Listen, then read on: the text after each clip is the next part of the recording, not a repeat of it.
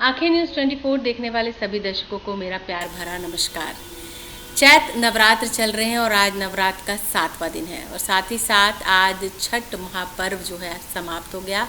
आज उगते हुए सूर्य को व्रतियों ने अर्घ दिया और इस महापर्व की समाप्ति हुई। सप्तमी के दिन माँ के किस स्वरूप की पूजा अर्चना करनी चाहिए, कैसे करनी चाहिए और व्रतियों ने किस तरीके से आज सूर्य को अर्घ दिया और पूजा अर्चना की, इन सब पे बात करने के लिए हमारे साथ मोहन त्रिवेदी जी हैं। मोहन जी, आज नवरात्र का 7वां दिन है, साथ ही साथ आज हमारा जो महापर्व छठ है वो आज समाप्त हो गया है, इसके बारे में प्रकाश डालें। नमस्कार आंखें न्यूज़ 24 के सभी दर्शकों को। बात करते हैं चैत्र नवरात्र के 7वें दिन के बारे में। तो आज काल रात्रि की पूजा मनाई जाएगी। काल रात्रि जो है वह बुरी शक्तियों को नाश करने वाली देवी कहा गया है। यानी जिन जातकों को ऐसा लगता है कि कोई बुरी शक्तियों का प्रभाव अगर उन पर है, यानी कोई टोटका, काला जादू, कोई भी नकारात्मक शक्ति अगर उन पर हावी हो चुकी है, जिसके वजह से उनकी तरक्की अगर रुकी हुई है, जिससे मन अशांत हो रहा है, हर तरह की बाधाओं से उन्हें जूझना पड़ रहा है, पुत्र की प्राप्ति अगर नहीं हो रही है, घर में कोई निरोग नहीं रह रहा है, तो विशेष रूप से माता काल रात्रि की पूजन अर्चना करने से ऐसा हो सकता है कि कोई बुरी शक्तियों का प्रभाव अगर आपके घर में हो, तो इन बुरी शक्तियों का से छुटकारा कैसे पाया जाए, तो इसी के लिए माता काल रात्रि की विशेष पूजा अर्चना हमारे शास्त्रों में बतलाई गई है। माता काल रात्रि जो है वो बुरी शक्तियों को नाश करने वाली हैं एवं अपने भक्तों को शुभ फल देने वाली देवी उन्हें कहा गया है।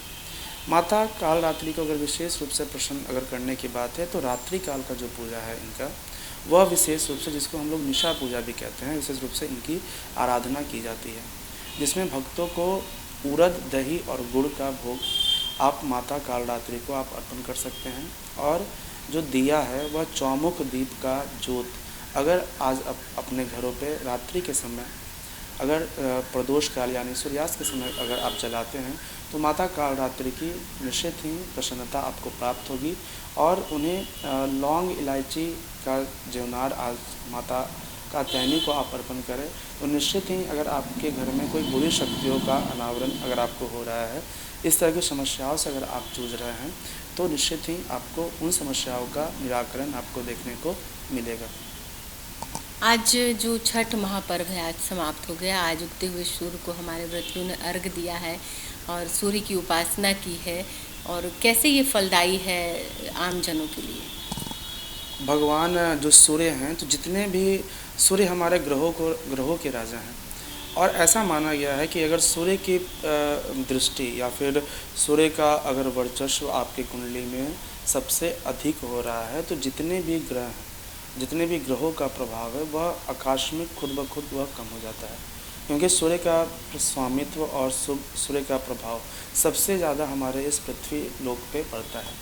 तो अगर भगवान सूर्य की कृपा दृष्टि हमें मिलती है, जो कि हमारी माताओं बहनों ने प्रातःकाल जो सूर्य का विशेष पूजन अर्चना की है, तो अगर हम सूर्य को अर्घ दे रहे हैं, उनके सामने गायत्री मंत्रों का जप कर रहे हैं, उनके 12 नामों का अगर स्मरण कर रहे हैं, तो विशेष रूप से हमारे अंदर तेज, बुद्धि, बल, विकास और हमारी उन्नति होगी। मन अगर थका हुआ रह रहा है, तो सूर्य से हमें सीखने होगा कि जिस तरह सूर्य अपना कार्य करते हैं, चाहे दिन हो, चाहे कोई भी मौसम हो, चाहे कैसे भी स्थितियां हो, उसी तरह इंसान को भी, मनुष्य को भी, अपने जातों को भी अपने कार्यों के प्रति, अपने समयों के प्रति निष्ठावान होना चाहिए और एक डिसिप्लिन अपने जीवन में लाना चाहिए। यही सूर्य से हमें सीखने को मिला है और विशेष रूप से उनकी कृपा दृष्टि हमें प्राप्त हो सकती है।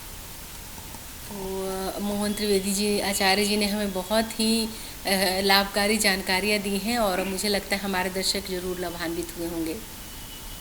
आंखें न्यूज़ 24 देखने वाले सभी दर्शकों को नवरात्र की शुभकामनाएं। बाकी खबरों के लिए देखते रहिए आंखें न्यूज़ 24, नजर हर खबर पर। अगर आपने अभी तक हमारे चैनल को सब्सक्राइब नहीं किया है, तो हमारे चैनल को जल्द से जल्द सब्सक्राइब करें, लाइक करें, शेयर करें और कमेंट करें। क्या आप पत्रकारिता के क्षेत्र में अपना कैरियर बनाना चाहते हैं?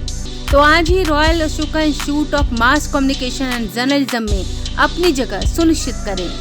आर्यभट्ट ज्ञान विश्वविद्यालय पटना से मान्यता प्राप्त 100% प्लेसमेंट के साथ royal Ashoka institute of mass communication and journalism नामांकन जारी है।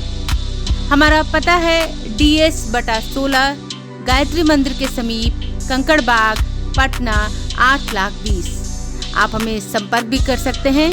हमारा मोबाइल नंबर है 9955456126।